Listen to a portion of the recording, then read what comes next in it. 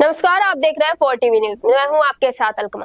बड़ी खबर बेंगलुरु से आपको बता दें, जहां सरकारी नौकरियों में त्वरित भर्ती, किसानों के खिलाफ पशु संरक्षण कानून की रद्दीकरण और 2B आरक्षण की बहाली सहित जनहित के मुद्दों को लेकर एसडीपीआई ने 13 से 15 दिसंबर 2025 तक चलो बेलगावी अंबेडकर यात्रा 3 का आयोजन। आपको बता दें, सोलन विधानसौधा में संपन्न इस सभा में मुख्यमंत्री के प्रतिनिधि मंत्री KH मनीपा ने पार्टी का ज्ञापन स्वीकार किया। सभा में एसडीपीआई राज्य महासचिव अफसर कोडली पीटे ने कहा, सरकारी पदों पर देरी, बेरोजगारी, कर्मचारियों की कमी और 2B आरक्षण रद्द होने से मुस्लिम छात्रों व युवाओं को समस्या हो रही है। उन्होंने मांग की है कि सभी खाली पदों पर भर्ती तुरंत की जाए, 2B आरक्षण बहाल किया जाए और किसान विरोधी कानून रद्द किया जाए। एसडीपीआई के अब्दुल हनान ने चेतावनी दी है, यदि सरकार ने कार्रवाई नहीं की तो पार्टी व्यापक विरोध करेगी।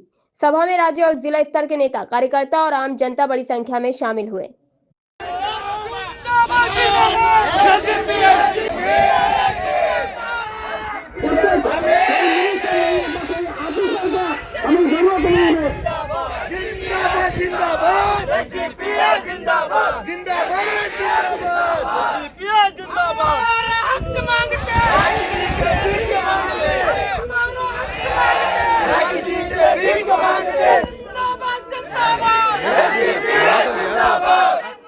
ಸಾಮಾಜಿಕ ನ್ಯಾಯಕ್ಕಾಗಿ ಚಲೋ ಬೆಳಗಾವಿ ಅಂಬೇಡ್ಕರ್ ಜಾತ್ರೆ ಅನ್ನುವಂತ ರೇವತ್ರ ನಂಬಿಕೊಂಡು ನಿಮಗೆ ಬಂದಿದ್ದೇವೆ.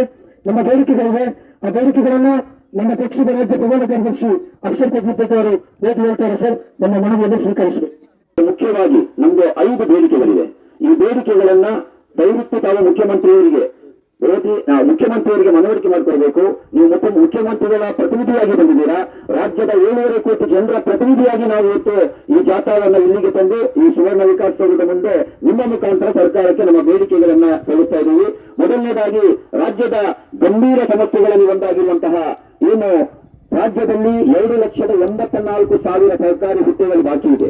ಆ ಹುದ್ದೆಗಳನ್ನ ತತ್ಕ್ಷಣ ಭರ್ತಿ ಮಾಡಲಿಕ್ಕೆ ಕ್ರಮ ಕೈಗೊಳ್ಳಬೇಕು. ಯಾಕಂತಂದ್ರೆ ಶಿಕ್ಷಣ ಇಲಾಖೆ, ಆರೋಗ್ಯ ಇಲಾಖೆ ಬಹಳ ಒತ್ತಡದಿಂದ ಇವರು ಜವಾಬ್ದಾರಿಯನ್ನು ನಿರ್ವಹಿಸ್ತಾ ಇದ್ದಾರೆ. ಶಿಕ್ಷಣ ಇಲಾಖೆಯಲ್ಲಿ ಸುಮಾರು 60,000 ಹುದ್ದೆಗಳು ಖಾಲಿ ಇದೆ. ಆರೋಗ್ಯ ಇಲಾಖೆಯಲ್ಲಿ ಸುಮಾರು 70,000 ಹುದ್ದೆಗಳು ಖಾಲಿ ಇದೆ. ಹಾಗಾಗಿ ಆ ಹುದ್ದೆಗಳನ್ನ ತತ್ಕ್ಷಣ ಭರ್ತಿ ಮಾಡಲಿಕ್ಕೆ ತಾವು ಕ್ರಮ ಕೈಗೊಳ್ಳಬೇಕು. ಎರಡನೇ ಡಿಮ್ಯಾಂಡ್ ನಮ್ದು, ಏನು ಸಿದ್ದರಾಮಯ್ಯ ಸರ್ಕಾರ ಚುನಾವಣೆಗಿಂತ ಮುಂಚೆ ಈ ರಾಜ್ಯದ ಅಲ್ಪಸಂಖ್ಯಾತರಿಗೆ ಒಂದು ಭರವಸೆಯನ್ನು ಕೊಟ್ಟಿತ್ತು.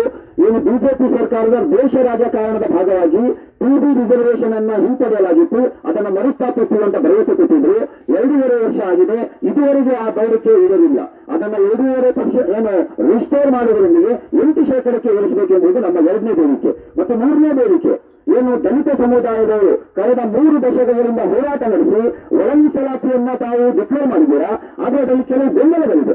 ದಯವಿಟ್ಟು ಕಾನೂನು ತಜ್ಞರನ್ನ ಮತ್ತು ಆ ಸಮುದಾಯದವರನ್ನ ವಿಶ್ವಾಸಕ್ಕೆ ತಗೊಂಡು ಆ ಗೊಂದಲಗಳನ್ನ ಬಗೆಹರಿಸಬೇಕೆಂಬುದಾಗಿದೆ ನಮ್ಮ 3ನೇ ಬೇಡಿಕೆ. ಮತ್ತು ನಮ್ಮ 4ನೇ ಬೇಡಿಕೆ, ಇದೇ ಸಿದ್ದರಾಮಯ್ಯನವರು ಡೆಲ್ಲಿಯ ಜಂತರ್ ಮಂತರ್ನಲ್ಲಿ ಹೋಗಿ ಒಂದು ಪ್ರತಿಭಟನೆಯಲ್ಲಿ ಭಾಷಣ ಮಾಡ್ತಾ ಹೇಳಿದ್ರು, ಏನು ಬಿಜೆಪಿ ಸರ್ಕಾರ SIR ಸ್ಪೆಷಲ್ ಇಂಟೆನ್ಸಿವ್ ರಿವಿಷನ್ ಅನ್ನ ವೋಟ್ ಚೋರಿಯ ಭಾಗವಾಗಿ ತಂದುಕೊಂಡು ಇಲ್ಲಿಯ ಮತಗಳ್ಳತನವನ್ನು ಮಾಡ್ತಾ ಇದೆ ಅಂತ ಹೇಳಿ, ಅದೇ ಸಿದ್ದರಾಮಯ್ಯನವರ ಕರ್ನಾಟಕ ಸರ್ಕಾರದಲ್ಲಿ ಅವರದೇ ಅಧಿಕಾರಿಗಳು DLOಗಳ ಮುಖಾಂತರ ಅದರ ಮ್ಯಾಪಿಂಗ್ ಅನ್ನ ಮಾಡ್ತಾ ಇದ್ದಾರೆ. ದಯವಿಟ್ಟು ಇದನ್ನ ನಿಲ್ಲಿಸಬೇಕು. ಕರ್ನಾಟಕ ರಾಜ್ಯದಲ್ಲಿ ಯಾವುದೇ ಕಾರಣಕ್ಕೂ SIR ಅನ್ನ ಜಾರಿಗೊಳಿಸುವುದಿಲ್ಲ ಎಂಬಂತ ನಿರ್ಣಯವನ್ನ ಈ ಚಳಿಗಾಲದ ಅಧಿವೇಶನದಲ್ಲಿ ಕೈಗೊಳ್ಳಬೇಕೆಂಬುದಾಗಿ ನಮ್ಮ ಇನ್ನೊಂದು ಬೇಡಿಕೆ. ಮತ್ತು ಕೊನೆಯ ಬೇಡಿಕೆ ನಮ್ದು, ರಾಜ್ಯದಲ್ಲಿ ಏನು ಬಿಜೆಪಿ ಸರ್ಕಾರದ ಅವಧಿಯಲ್ಲಿ ಜಾರಿಗೆ ತಂದಂತಹ ಜಾನುವಾರು ಹತ್ಯಾ ಪ್ರತಿಬಂಧಕ ಕಾಯ್ದೆ, ಈ ಕಾಯ್ದೆಯಲ್ಲಿ ಇವತ್ತು ರಾಜ್ಯದ ರೈತರು ತುಂಬಾ ಸಂಕಷ್ಟಕ್ಕೆ ಎದುರಾಗಿದ್ದಾರೆ. ತಾವು ಹಿರಿಯರಾಗಿದ್ದೀರಾ, ತಮಗೆ ಗೊತ್ತಿದೆ. ಒಂದು ಉಪಯೋಗಕ್ಕೆ ಯೋಗ್ಯವಲ್ಲದಂತಹ ದೊಡ್ಡ ಒಂದು ಎತ್ತನ್ನ, ಕೋಣವನ್ನ ಸಾಕಲಿಕ್ಕೆ ಓರ್ವ ರೈತನಿಗೆ ದಿನಕ್ಕೆ ಕನಿಷ್ಠ 200 ರೂಪಾಯಿಯ ಹಿಂಡಿಯನ್ನ, ಹುಲ್ಲನ್ನ ಹಾಕಬೇಕು. ಅದರಿಂದ ಯಾವುದೇ ಉಪಯೋಗ ಇಲ್ಲ ಅಂದ್ರೆ ಅವರಿಗೆ ಯಾವ ರೀತಿ ಅದನ್ನು ಸಾಕಲಿಕ್ಕೆ ಸಾಧ್ಯ? ಹಾಗಾಗಿ ರೈತರ ಸಂಕಷ್ಟವನ್ನು ಈಡೇರಿಸಲಿಕ್ಕೆ ಜಾನುವಾರು ಪ್ರತಿಬಂಧಕ ಕಾಯ್ದೆಯನ್ನು ಹಿಂಪಡೆಯಬೇಕೆಂಬುದಾಗಿದೆ ನಮ್ಮ ಇನ್ನೊಂದು ಬೇಡಿಕೆ.